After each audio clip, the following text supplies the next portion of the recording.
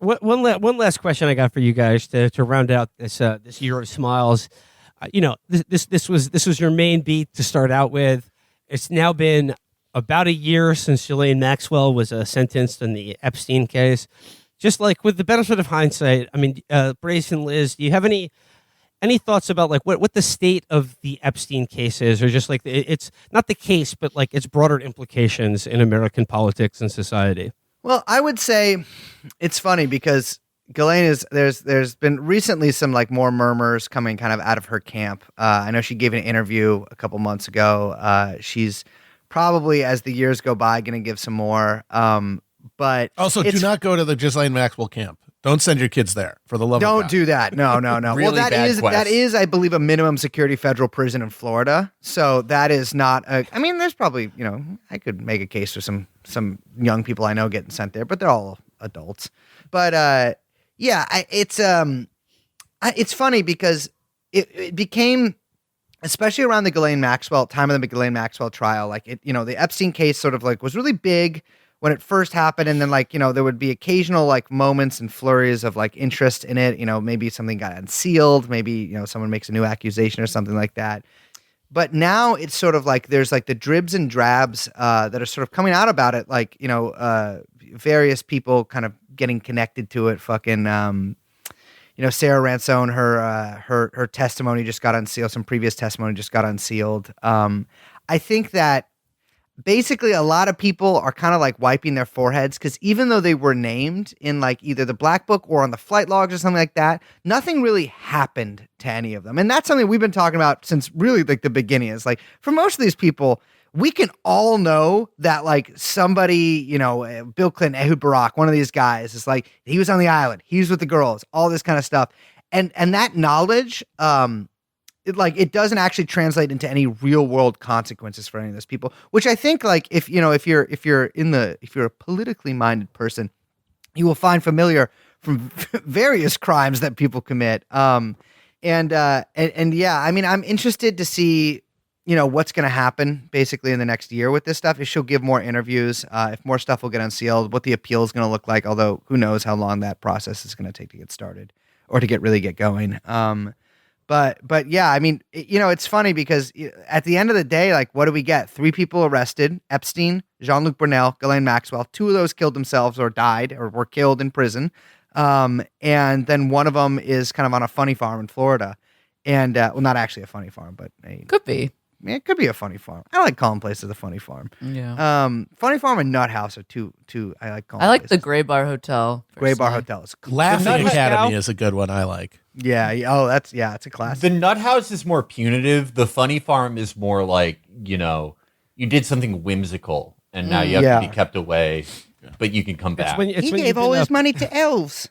It's when you've been captured in a butterfly net. Then they send you to the Funny Farm. Yeah. The Funny Farm is like, that's like the purgatory in the government issued RPG. You have to fight your way out of the Funny Farm. A bunch of guys who think they're Napoleon. Yeah. They're coming to take me away, haha. They're coming to take me away. I think thinking back on the trial, it's funny you bring that up. Well, I was thinking about it the other day, and when we left after the verdict came down, when we were leaving the courthouse, like I felt this sense of like kind of still like anger and incompleteness, you know what I mean? And it was this very weird feeling like we had just gone through this whole thing and watched this happen and justice was served and all of this, et cetera, whatever. But it is that feeling of like knowing, like you said, okay, 3 people arrested, 1 in the Funny Farm, 2 dead.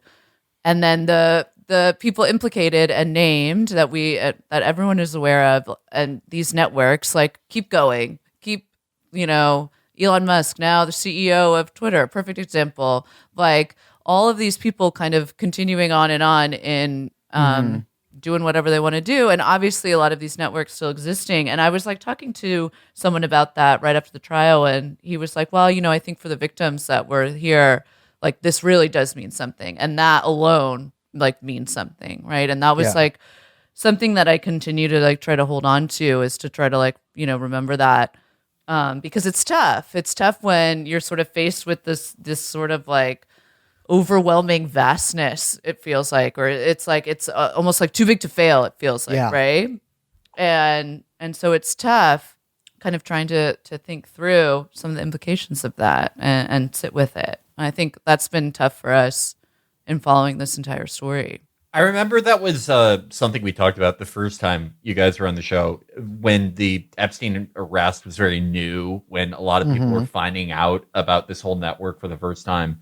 Something that I think all of us said at one point or another was that if you are expecting this to like bring down a president or a senator or even like, you know, a former president, like even like you're going to stop seeing Bill Clinton around. Yeah. You're probably going to be disappointed. Yeah. Yeah. Because, yeah, the unfortunate thing is with American politics, and I think politics in general most of the time, is like, unfortunately, people knowing something is off just isn't enough. Yeah. People know something is off, or people know the game is rigged, or people know that people in power get into all types of things. And that's not really enough, unfortunately.